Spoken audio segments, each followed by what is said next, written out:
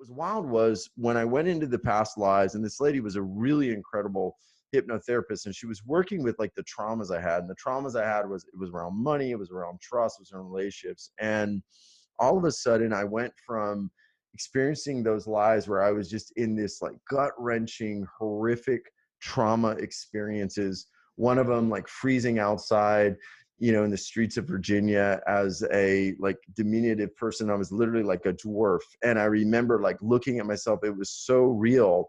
That cellular memory all came in to then actually dying and going out of the crown chakra up through the top of my head and into this bliss field. And what was amazing was I went up the continuum, like up the vibrational continuum. I didn't go in and like, okay, now to the next reincarnation. It's like I went straight all the way up until all I remember was like being in this like infinite field of space, kind of like behind me.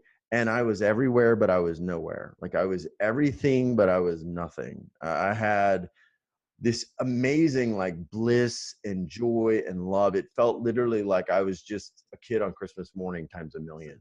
So then there was another life which went back to like ancient Babylon. And I went through the process of dying in my own bedchamber.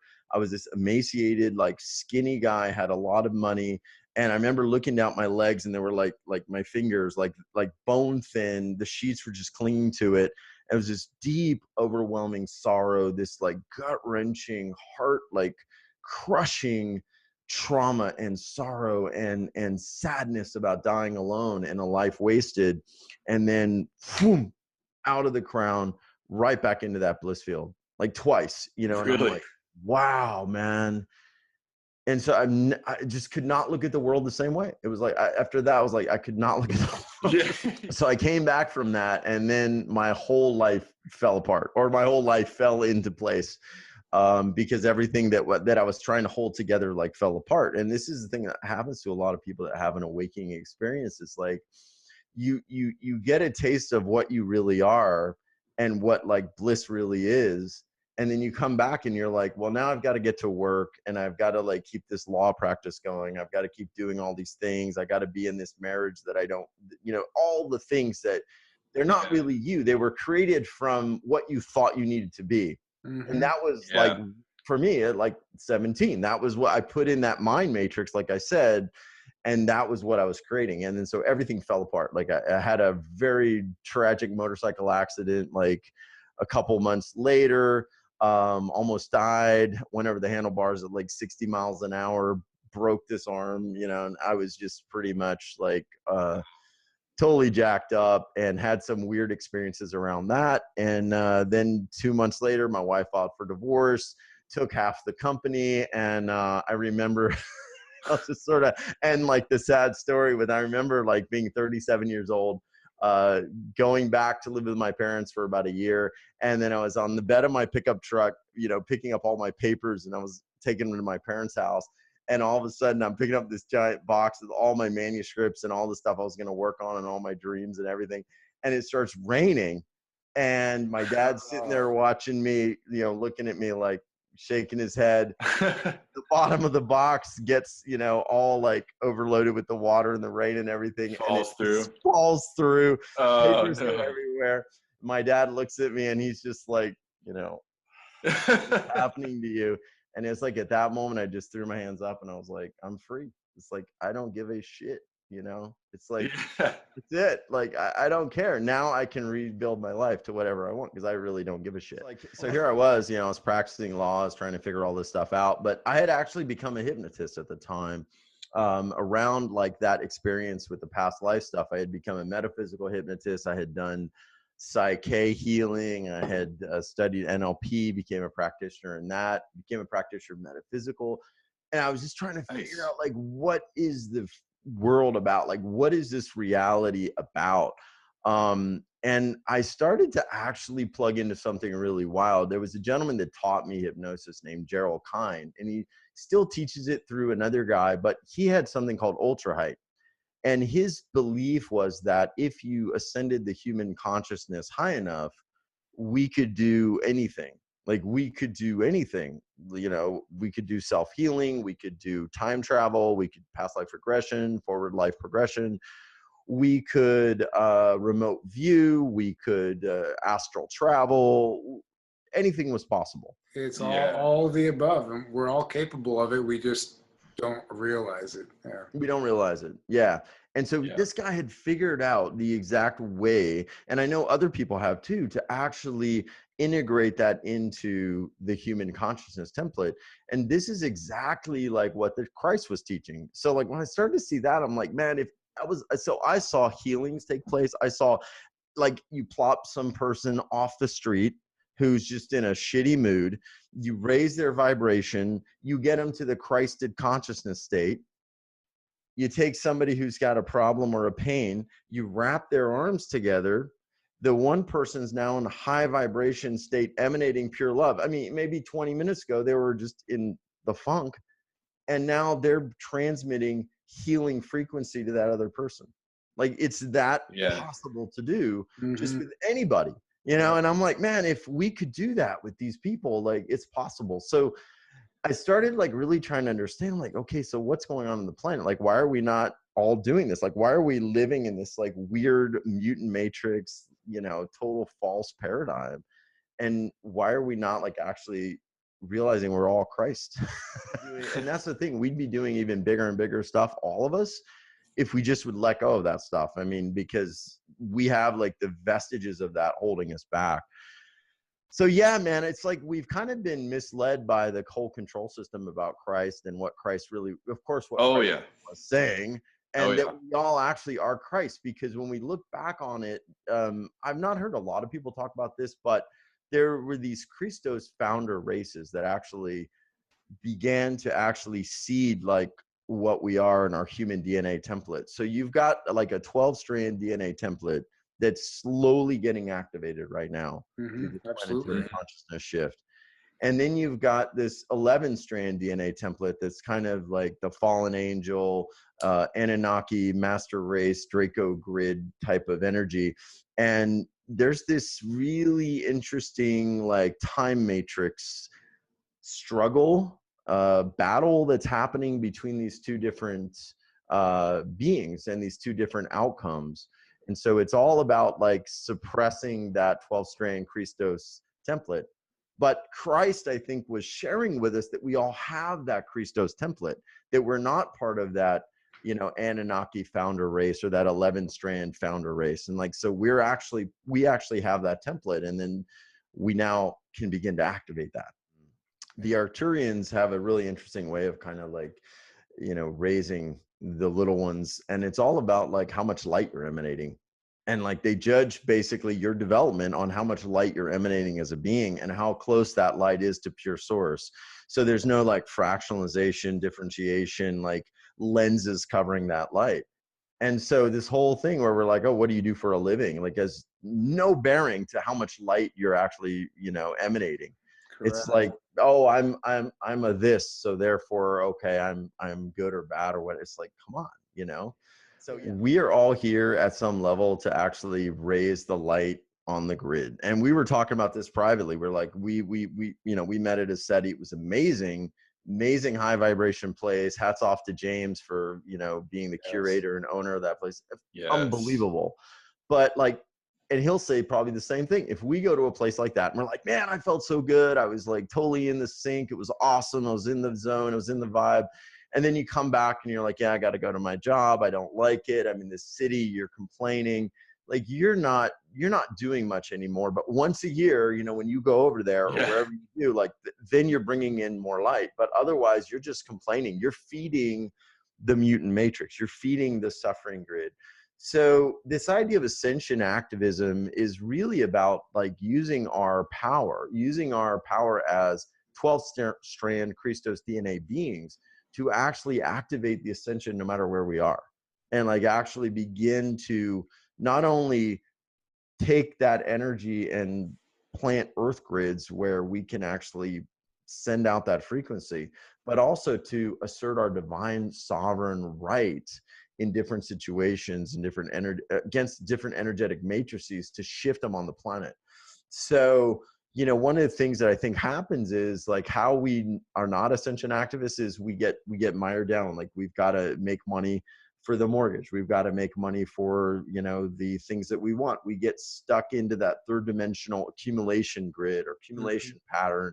And so then we're just working and sort of going through like the slave matrix mentality just to sort of make everything work. And then what happens? Like we're miserable, we're unhappy, we're frustrated, but we've got to keep going. We're feeding the fear grid. We're feeding the entire matrix that holds this illusion together, instead of actually like being in joy and being in light and actually using our power to disassemble it bit by bit.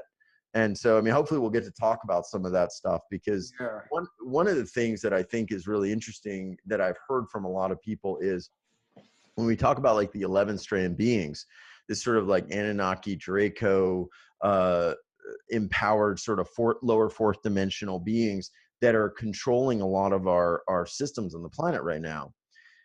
I've heard they're trapped. I've heard that they have been cut off and they can't leave. So the area has been sealed off.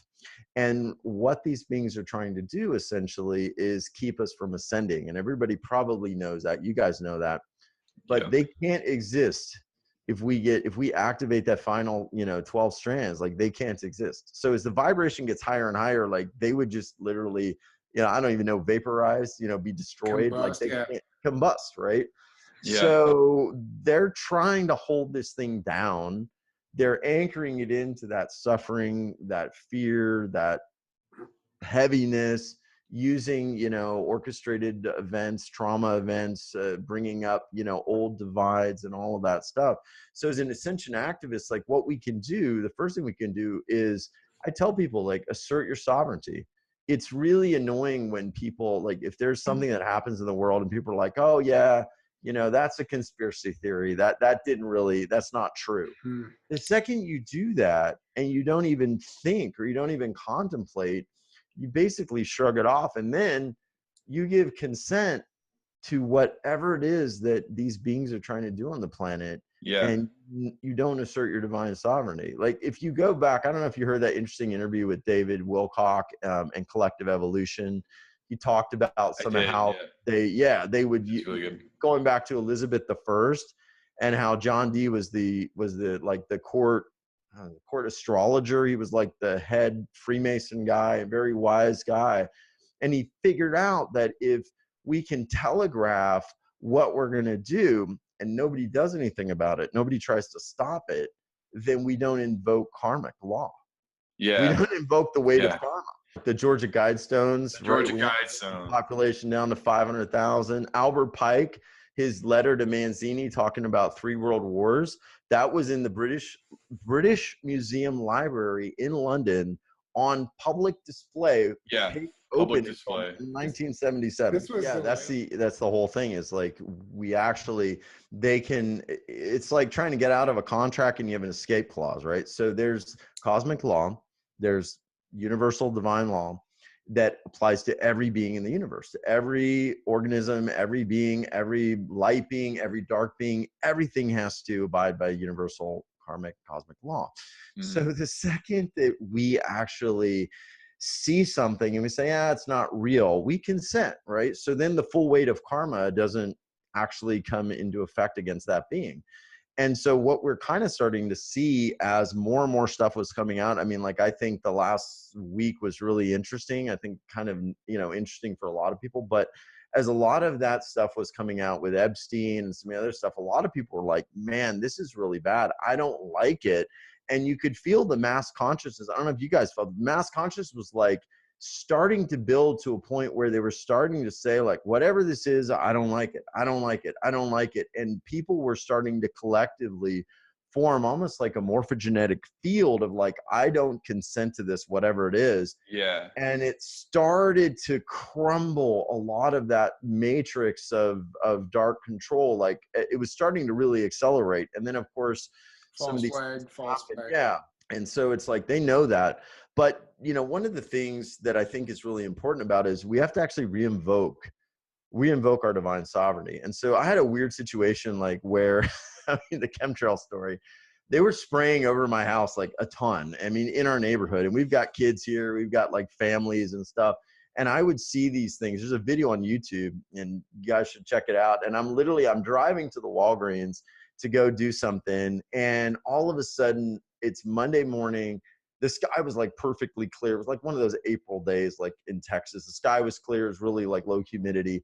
And then all of a sudden, like I start seeing all these lines start showing up like everywhere, and the cross lines. It was so unnatural. And I just pulled out of the car. I did a Facebook Live, and I was like, that's it. I'm pissed. I'm invoking universal law. And I am now asserting my natural divine sovereign right as a being. I'm asserting this now as a violation of natural karmic law. And I hereby revoke any express, implied, or any weather modification expressed or implied, and anything that affects our weather or meteorological cycle. And I invoke the full weight of karma on any beings that have been taking part in this through all space-time dimensions, and effective immediately. And okay, so the next day, I didn't see anything, didn't see any chemtrails, didn't see nothing. And from that day forward, now we're in like August, I haven't seen anything. Really? So, you know, I don't, man, I mean, like, it could all just be coincidence. I don't think that's a coincidence. No, we don't understand. That's the thing. We're not taught the power of our mind. We don't understand what we're capable of. I've heard from other sources that you can simply like just imagine a shield, a barrier, a dome essentially over your town, over your home whenever you see the chemtrails. And as it hits that dome, you can imagine it transmuting into love or light or whatever you want it to, positive energy. And it actually has an effect on it. So what you did, I honestly believe had some weight in the game, you know? Yeah. I mean, because here's the thing, like if I look at it and I'm like, yeah, I really don't like that, but you know, whatever. Or someone tells me, oh, Darius, those are contrails. That's condensation. You know, that's not what that is. Then I'm like, well, maybe I'm just imagining. I've now given consent in some way. Like maybe it's not expressed. It's sort of like an implied consent. And so the second you use those statements, I believe you start to invoke full karmic weight. You also begin to allow spiritual allies, those beings that are helping us in the ascension path, to now actually impose that full karmic weight on those individuals. Now, there's going to be a lot of people that are going to say, oh, but wait a minute, there's no karma. You know, at some level, we're all one. And I get that. If you go all the way up the vibrational continuum, it's all source. There's no karma. But fourth dimensional beings, lower fifth dimension, they're going to feel karma, and they're going to utterly not be able to continue. So what I'd like to do for people, like with that story in mind, I mean, can I read sort of like some of those statements? Maybe I'll send it to y'all. You can put it under the video. And if people want to just print it out for anything that's going on, like if they feel like they're under spiritual attack, you can assert divine right sovereignty. You know, if you feel like something's going on where they're spraying over your house or whatever, you're being manipulated, you can do it. So I'll read this one. I did this one, which I think is even more powerful. I spent some time and wrote it out. So I'm going to read it, and then we'll have it under the video. Quote unquote. I hereby absolutely revoke all consent, known or unknown, expressed or implied, in this dimension and in all other dimensions for any such acts that are in contravention and violation of my divine right, sovereignty, and universal law through all space, timelines, and dimensional realities. I hereby invoke the full weight of karma across all space-time dimensions for all beings involved in such acts, practices, and schemes, effective immediately, and so it is. There is no one that is sovereign over another being. That's it. Like, we're all our own sovereign beings. We are our own sovereign, powerful beings of light. And when we realize that, even the darkest stuff, even the lowest vibrational energies, once we assert that sovereignty, like, we have the ability for our own free will to flourish. And yeah, I think these beings don't necessarily want to help, but if you ask some of these spiritual helpers to actually come in and help, man, you can like, so you guys had Edwin on, Edwin Spina was on a couple weeks ago. Yeah. So he was the guy that started sort of talking about this sort of like spiritual, I don't want to call it a battle, because it's not a battle. I mean, when I was with him alone in the SETI, I asked him a lot of questions, and, I was like probing him and stuff. And the thing is that the light always wins. So to even call it a battle is kind of like interjecting sort of like a fear-based, difficulty. So I don't know what really to call it, but I've been in these situations where either I've been called to, or I just want to go out and kick some ass, and I'm just pissed off. And I'm like, you know what? Tonight's the night. I'm going into the astral realm, and I'm just going to go, and I'm going to do what Ed's shown me and what we've talked about. And I'm just going to go see where some dark grids are, and I'm just going to go work and clear them up. And I've been in these, like, Laura Eisenhower's talked about this, like getting drawn into these like ancient sort of battles between different beings, and like all of this like light versus dark energy, and going in and clearing out the grid and doing all of these things. And I've been in those situations where like I'm in the field and I'm working through all these energies, and I'm literally like taking all of these dark beings and sending them off to different energies or places like the central sun for like to start the reincarnation process over again. And they'll just start multiplying and multiplying and multiplying, and almost like 100,000, just like the Matrix, where you're like seeing all these things. And then you basically get bigger and bigger, and just goes into this ad infinitum sort of like crazy scenario. And there's one time I felt extremely overwhelmed, and I was like, man, this is just getting intense. And I could feel like some really dark energies coming at me as it was escalating. And I was like, I need help. I was like, whatever light beings are there, I need help. And all of a sudden I could see like these Palladian beings and some of these like Syrian beings come in, and I could just feel like the presence. And then they just made this giant net, scooped them up and took them away. And I was like, holy crap, why was I doing all that myself? We can ask for help. So again, it's like, this is this ascension activism. Like okay, so when I was at ASETI, I got called, I was in a deep meditation in that Palladian circle. I got called to clear up a bunch of grids. I cleared up some grids in Tokyo. I cleared up some stuff. I actually remember going into Epstein's cell. I went in there and I was pressing love energy down on him, like just pressing, and he couldn't stand it. And I was just pressing, and I was like, you've got to do the right thing. And I'm just pressing this love energy, which is just really difficult for that person to accept. So it's actually like kind of torture, right? But it's like, I'm bringing in light so that he does the right thing, And so we can be called to do that stuff. I mean, like, it's, it's cool to watch the news and sort of talk about, but like, we have that Christos template to actually do it ourselves. By the way, it's not cool to watch the news. Well, I mean the alternative news, like all the stuff. I know what you mean. Keep up with the current events. Yeah, the real news. That's the thing. Like, I hear everybody talking about these events. It's like, okay, here's what happened, but I'm like, what did you do? Like, and it's cool to share. I mean, it's great to share all this stuff, and we need to share it to illuminate people. But like, we have a whole other part of us where we can actually be out there shifting the energy grid, bringing in more light, like immediately to the planet, and clearing out stuff. It's been crazy. Like, for the last probably 4 years, I've been getting, like, every morning when I wake up, I get something, they want to talk to me, or I get some sort of like download, I get an image. So the most recent thing I got from them, and I know it's Arcturian because I've had this dimensional matrix called A.D.A.M, which is an Arcturian Dimensional Alignment Matrix. It's like a collective. I never see one. I see just like a group.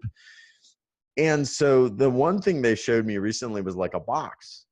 And I was like, what is this box? Like, I kept seeing this box. I was like, what do I do with this box? What's the point of this box? What is it? And so I was talking to some of the speakers on my show, and I'm like, okay, you connect to the Arcturians. Like, what is the box? And then one of this gals, Shamise Daniel, she's really great. She's like, oh, you saw the box. They showed you the box. And I'm like, what are you talking about? There's a box? Yeah. She's like, yeah, it's like a rejuvenation chamber. And I was like, oh, crap. It's also a portal to like a higher dimensional field, kind of like a star. Oh. Like, wow. So like, what do I do in that thing? She's like, well, you can go in there, you can get wisdom, You can also, like, if there's darker energies and stuff, you can imagine they're going into the box to clear different areas or to clear different spaces, to clear timelines, to clear out different earth grids. If there's a lot of stuff going on, like let's say in, a certain city, maybe there's violence or there's, something happening, you can take that energy and intend that it goes into that portal, into that box, and be cleared out. All this stuff you can do. I'm like, wow, amazing. Right. So it's like, this is all the stuff that we can do. It's like sci-fi is real. Like, we have that ability. Yeah. It's just, we're like, okay, we got to play at this level. Right. And it's like, nah, man, it's totally not like that at all.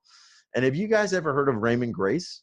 You know about his work? No, I'm not familiar with He's it. the coolest dude. Everybody watching this video, you gotta go check out Raymond Grace on YouTube. So I basically, through hypnosis, I learned a lot about, dowsing and stuff. And dowsing, you can use like dowsing rods, you can use like a pendulum like I have here. But dowsing basically is your subconscious mind connecting in to superconscious, and superconscious being the gateway to infinite intelligence and higher dimensional realms. So what Raymond does, he basically started doing pendulum work to actually reduce suffering and actually shift demonic energies out of certain places.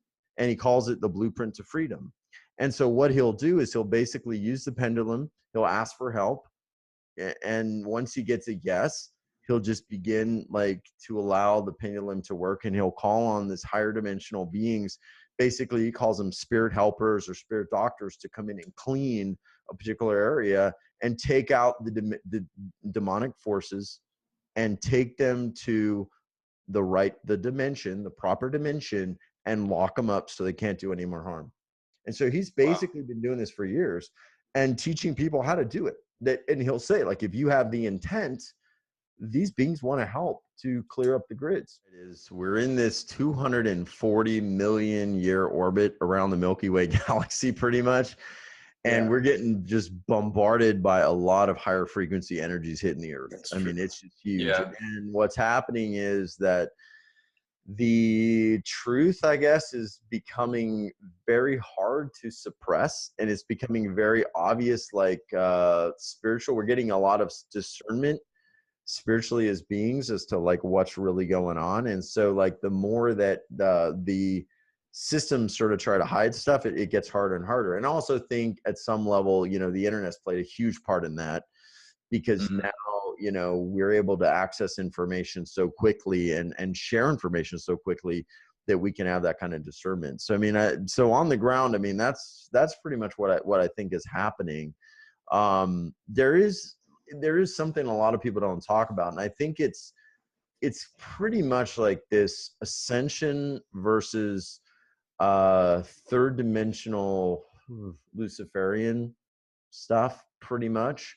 Like, the goal, I think, is unfortunately to lock humanity down into the third dimension. And so a lot of that's done through sort of this like Luciferian doctrine, which is a little creepy, but the way to really understand it is more about the fact that like when there was this battle in heaven and these fallen angels, like came down to earth, Lucifer was the one that ruled over the earth and ruled over third dimensional reality, and was the gateway to get all of the third dimensional stuff that you want. You want your house, you want your cars. It's like when they say people made a deal with the devil. Mm-hmm. So we're in this like timeline temporal battle between this like Luciferian agenda, which is all about the earth, and it's all about, your body or how young you are, or, we have all of those sort of archetypes that we see, versus this ascension, which is about our true nature, our true understanding of what we are, true disclosure as to like what really is going on cosmically with these different, alien beings and all of that. And so you're seeing it. You're seeing like these people that kind of want to lock us down into that reality, and they're anchoring it in through the fear and suffering grid and through the trauma grid. And that's where a lot of the events and the bad news and all of that stuff just basically sucks all of that energy out of humanity and then brings it into fear. And then that loose energy is just pumped out to those lower fourth dimensional beings. And not only that, like we get locked down into that root chakra where we're in more fear, more chaos, more worry.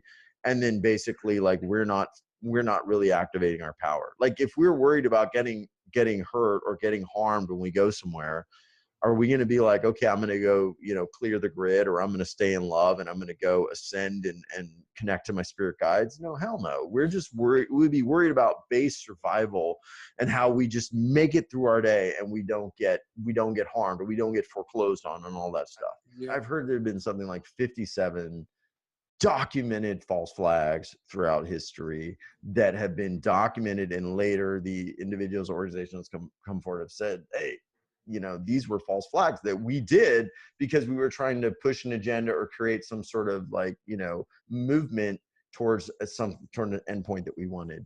So it's been done. Yeah. Anybody who doesn't believe that, it's like, you're just ignoring history. I mean, you're ignoring, if I was a lawyer and I'm trying a case and I'm prosecuting people that were involved in some sort of financial racketeering, and I want to imagine there was no conspiracy, that they were trying to do something to benefit, an outcome they wanted, I mean, I'd be foolish, right? Same thing, just think critically. So it's been done. We just have to really be critical, and we can only focus on this tiny sliver of reality. And it's like a dog whistle, it's the same thing with higher dimensionality. It's like, if I blew a dog whistle, my dog could hear it, I couldn't hear it. This tiny visible spectrum of light, tiny spectrum of sound. And it's like, once we start opening up dimensionally and consciously, then we can see everything and understand everything. And I think, to your questions, what's going on the ground, is humanity starting to open up more and more. And it was one of my favorite quotes. Oliver Wendell Holmes Sr.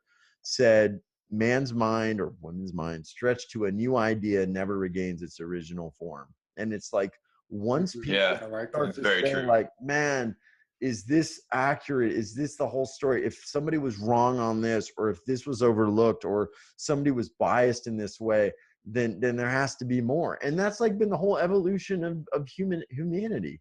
When they said the world was flat, and someone's like, no, it's not, it's round. And then a few people are like, yeah, maybe it is. It's like, we've got to keep that going. And this is really like a giant, cosmic movement right now that it's I mean, I would say, I think it's really important that we keep it going, because it's it's a pretty big deal.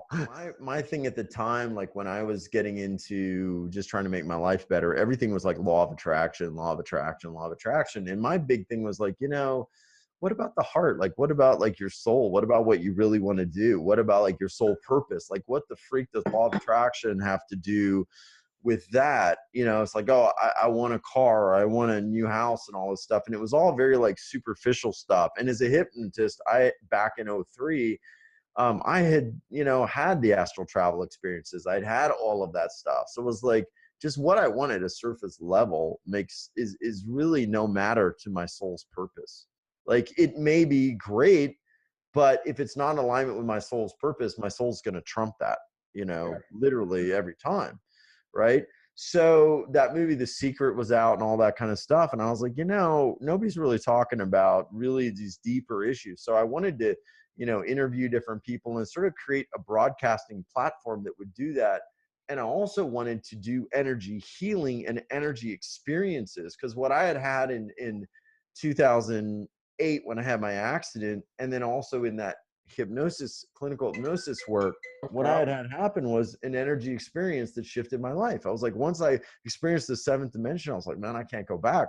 And I can't just believe everything that I thought my life was. So I was like, instead of talking about this stuff, instead of oh, you should do this, let's have energy experiences. So that was what U-Wealth Revolution was about, was creating these energetic experiences. Wow. And what's kind of funny though, was when we started, it was more of that sort of general type of feel good, love and light sort of energy stuff, sort of your mainstream self-growth. And then we started getting into a lot more deeper stuff, contact, aliens, benevolent ETs, healing processes that are coming from these ETs, like the Arcturian stuff, Palladian energy healing processes coming in, light language, where people are speaking sort of star language that is in and of itself healing. So we've had Judy Satori on. I have I can't even count anymore the amount of experiences I have where I get downloads of light language, like symbols and dream states. Just 2 nights ago, I had this very vivid dream where something within me was activated, and I could see the light language within everything. Like everything had symbols in it. And at first it was like I was just learning how to see, and I had to get close and focus, but then it became really clear. And like everything, all the physical items consist of this light language. And that was the dream, but I have tons of experiences with it. I don't know what it means. I'm still trying to figure that out. But yeah, you were seeing the fabric behind everything. You're seeing to me, that's my interpretation. You have your own, everybody else have their own, but like you were seeing the matrix and the fabric behind all reality. So like you're seeing like it's all, have you ever heard of somatics when they take the videos, right? They take a plate and then they start vibrating it and it sort of forms all these patterns. I mean, everything is held together by sound and vibration, but it's all connected. I mean, so at one level, like you're getting activated based on your awareness. The whole information movement to like share truth and sort of like make sure that we don't get stuck in the mainstream narrative for every single thing. And it's like, that's another layer where like just that one seed of information activates a person to go, man, yeah, that is weird. Like why is that like this? Or why, how did that plane do that to the Pentagon? Like where was the plane? Just like one little seed of thought. Like, so it's all like, once that starts opening and unraveling, that's where like we start realizing what we are. And that is, I think, what, when we look at the two sides, like that's what's being sort of combated against, is that humanity's awakening, that activation of that 12-strand DNA.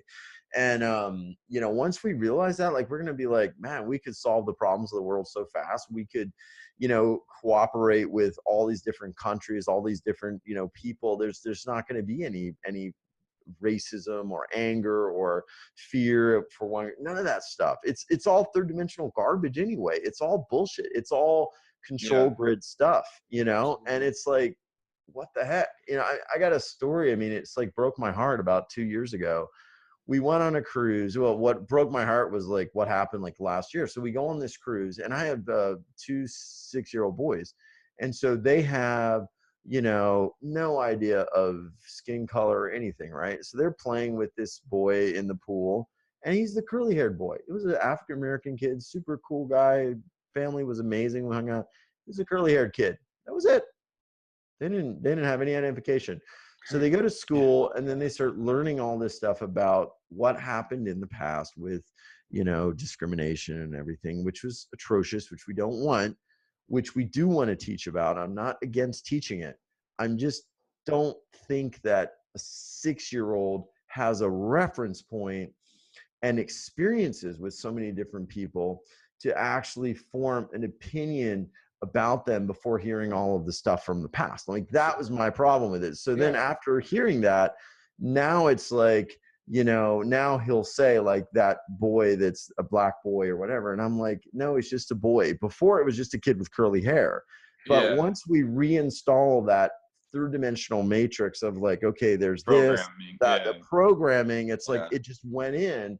And I'm like, no, just go back. It's just a curly haired kid, man. And I'll tell my son, I'm like, there's blue aliens and green ones and purple ones. And I'm like, there's just all different, it's and he's, he sees that, but it's like, you could see right where that installation happens. And it's like, now we just continue that. It's like, man, give people experiences just to feel without any label of history. And you're going to find that humans are not prejudiced, they're not racist, they're not angry, they're not bad. Our internal human goodwill is like always to be good and loving. Like, that's our natural state. Now you start doing stuff where you're spraying chemicals, you're putting stuff in food, you're triggering, you're creating like mind control stuff, you're putting stuff on. I mean, you're going to bring out things in humanity that's not natural. And the thing I want to say about this is, it's the mutant matrix. Like, that is not our natural divine earth. There's Terra Earth, Gaia Earth. that is the natural resonance of our natural state of love and harmony. What we've been living in is essentially a mutant matrix where we've got these abnormal frequencies and abnormal ways of being that just are not fitting anymore. And we're starting to realize that. We're starting to say, hey man, this isn't working anymore. And that's why it's crumbling, because it's not natural to Earth anyway. It's like held in place with this low vibration frequency, and they've got to keep holding it in place, and they've got to keep controlling the information, because once it starts cracking, which it already has, it's going to just accelerate like a little crack in the dam. And at the other end of it, yeah, I mean, we're all one, we're all connected, we're all these beings. We've been infinite lives, we've been infinite this, we've been, yeah, I mean, I've heard the Arcturians, what they'll do is they'll like take the kids and they'll figure out like what's their soul gifts, like what are they most like connected to, what do they most resonate with, what like lights up that being.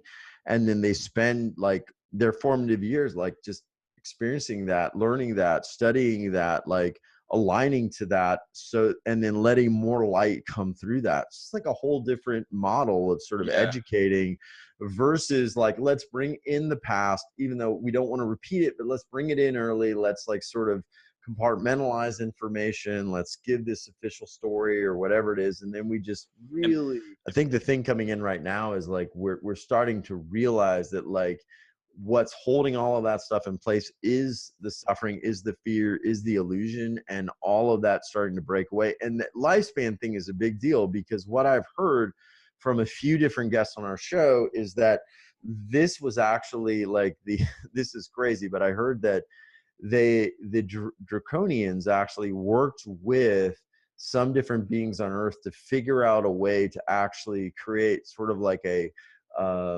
grid over the Earth, kind of like a third dimensional ceiling that would limit lifespan.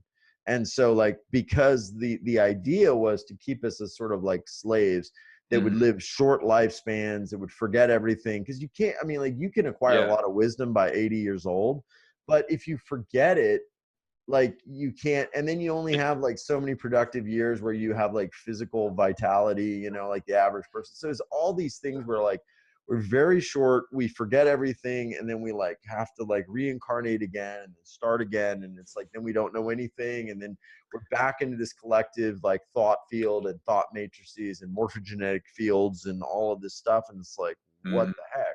Very, very well thought out plan. Yeah, exactly. So I've heard when we start to get into that ascension, and this is from one of our guests, I didn't verify it, I don't know if I could, that like our lifespans will actually also increase as well, which, you know. Oh yeah. I believe that wholeheartedly. Yeah. Absolutely. See if I can show it to you here. Oh my gosh. Yeah. Is that not a tree stump? That totally looks like a tree. Well, the thing is the actual structure. They're saying it's some type of like magma. Magma came up and formed. Yeah, but they actually people who study it, it has the cell structure of a plant, of a tree. Exactly. Wow. Petrified wood. It's a giant petrified tree stump. And then now here's the question, who cut it down? Because it's perfectly. Yeah. Right on. Yeah. We have these giants that we hear about, and there's all kinds of tales and folklore of these cities in trees. People lived in trees, but how could they live in a tree unless it's that big? So who knows what really took place on this planet? Yeah, I mean, I know that a lot of people talk about being seeded by the Lemurians and the I guess Lemurians and the Pleiadians and Atlantis and Lemuria, and then those falling, and then you had the Anunnaki sort of like coming in and, you know, doing the genetic experiments to man, and sort of like, I mean, that to me, if that's really true or I'm not misrepresenting it, like that's where we went from sort of that Christos template and reality Gaia Terra Earth to like the mutant matrix Earth, where we got a lot of that stuff. Because you go back, you look at like the Sumerian tablets and stuff, all of that stuff chronicled, the monetary system, the legal system, all of the sort of control grid mechanisms were all from, you know, ancient Sumeria, which they pretty much said in the tablets in the cuneiform that it came from the Anunnaki, and they were given all of these rules to basically control and create this, you know, basically like slave race to farm the gold and all of that stuff so they could, take it back. And so it's like, it's all there, but it's all taken out of the history books. It's not in, we don't learn about Sumeria. I mean, it's amazing, like, culture that had so many of the things that we use now. We don't even hear about it. Like, because there's that one nasty little thing that doesn't fit. There are these guys like worshiping these bearded gods, and they're like, 8 to 12 feet tall. It's like that one thing. It's like, and actually, Egypt is one of the only cultures that had more innovation at its inception than at its closure or at its downfall.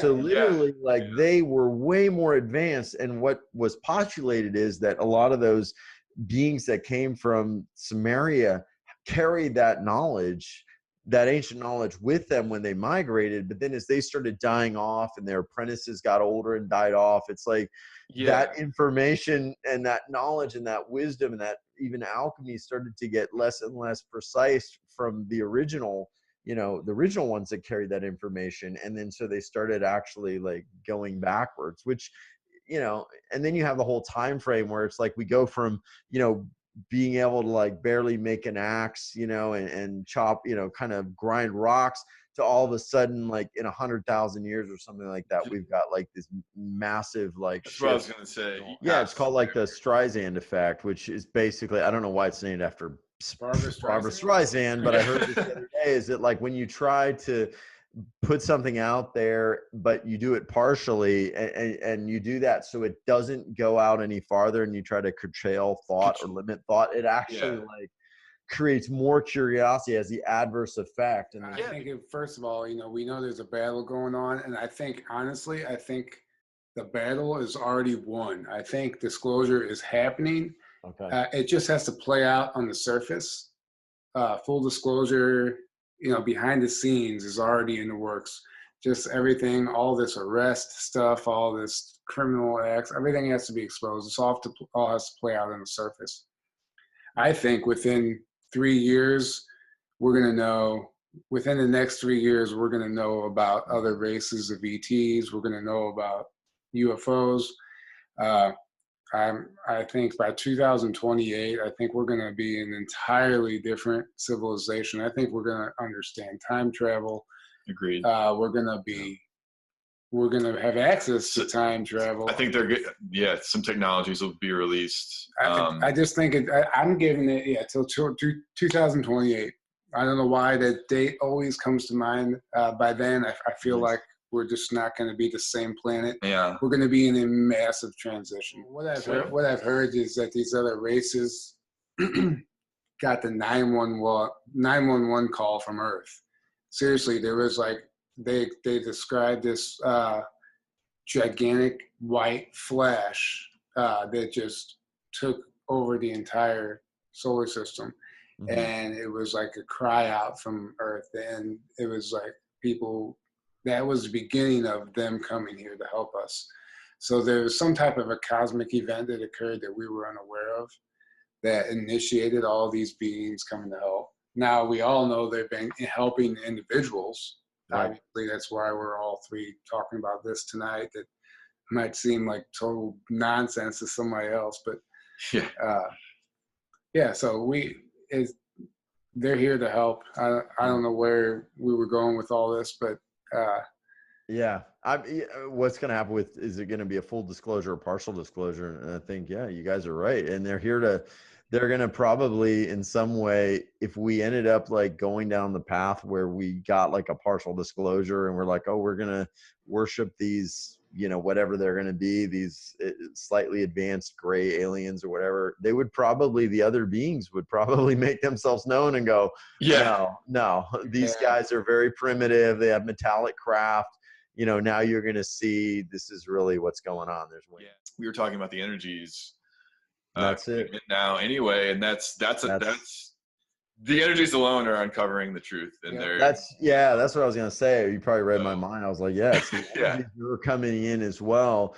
And we're getting bombarded by all these cosmic streams that are elevating our consciousness.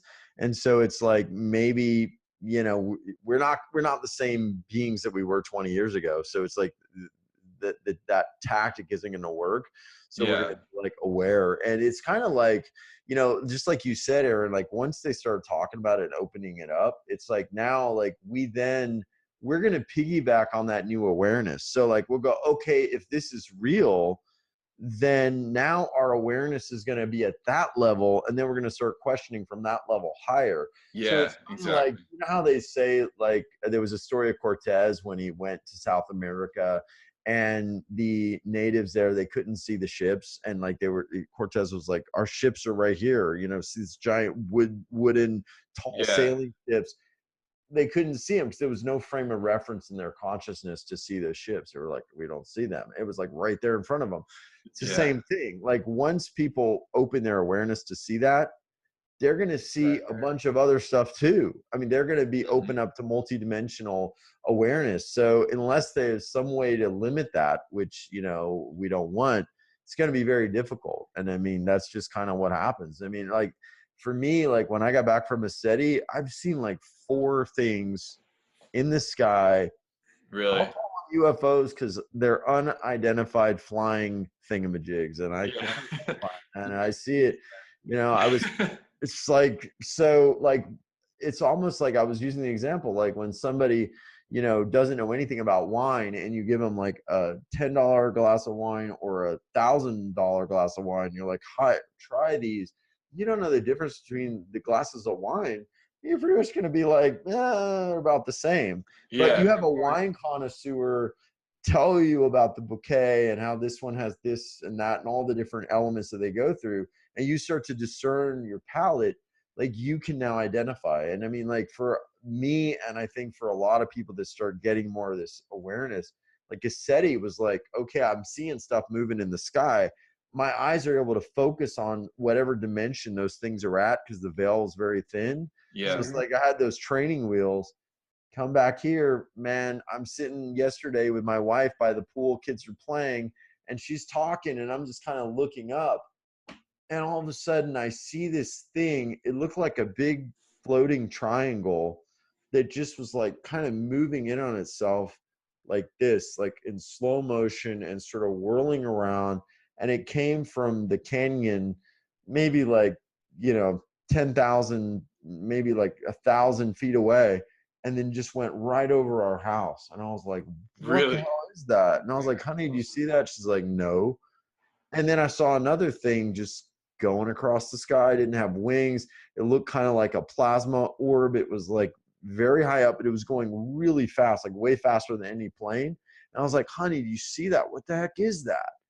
And she's like, I don't see it. And I'm like, she couldn't see it. That's funny. So imagine if we start attuning our consciousness to that, like there'll be no way that people would not see all those other, I mean, we would be like, okay, we're starting to see through the dimensions, through the realities. And it's like, okay, now we know. There's so many aspects to it. That's the fascinating thing, because there's that. And then there's also, I've heard that they're going to literally start decloaking their ships. Because literally there's already ships in our skies now. They're just cloaked everywhere. So they're going to start decloaking, and then we're going to be like, hey, what are these things flying around the sky? How awesome would that been if we looked in and there was one. Yeah, exactly. See, that's what I was wondering. Like, if I would have gotten pictures with those, like, would they come through? And I think they would have. So I'm not gonna go anywhere without my phone, because I start seeing stuff all the time. And the night I got back from ABSOLUTELY, the next night or the same night, whatever, I walked outside to let my dogs out, looked up. Yeah. And I saw this, what we had been seeing there the whole time, those ships going across, it powers up, and I was just like, wow. I mean, as soon as I walked out and looked up, it was just right there, totally apparent. And I watched it go across and do its thing, just like we were watching all week. And but after that, I haven't noticed anymore. But I was like, wow, it's like I must have still been in that frequency when I got back. Yep.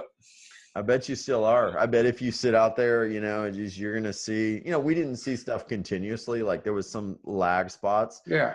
And it's like, yeah, man. I mean, I think it opens up for a lot of people. That's awesome. That's because I was asking Peter Maxwell Slattery. I was like, okay, you get all these pictures. Are they following you around, or are you just open now to seeing that stuff? And I can't even remember his answer. I'm sorry that I didn't. I know his answer. I know his answer because I just watched his interview on Edge of Wonder. Okay. He said that he doesn't even have to go outside and skywatch. He said there's like a psychic telepathic connection. Oh. He said that he just knows to go outside and he looks up and it's there. It's like they're making him aware to come out and film. And that's what happens. He goes, I don't even need to look in the sky. I just know when to go out and I know when they're going to be there. It's like they tap into his thought process. Yeah.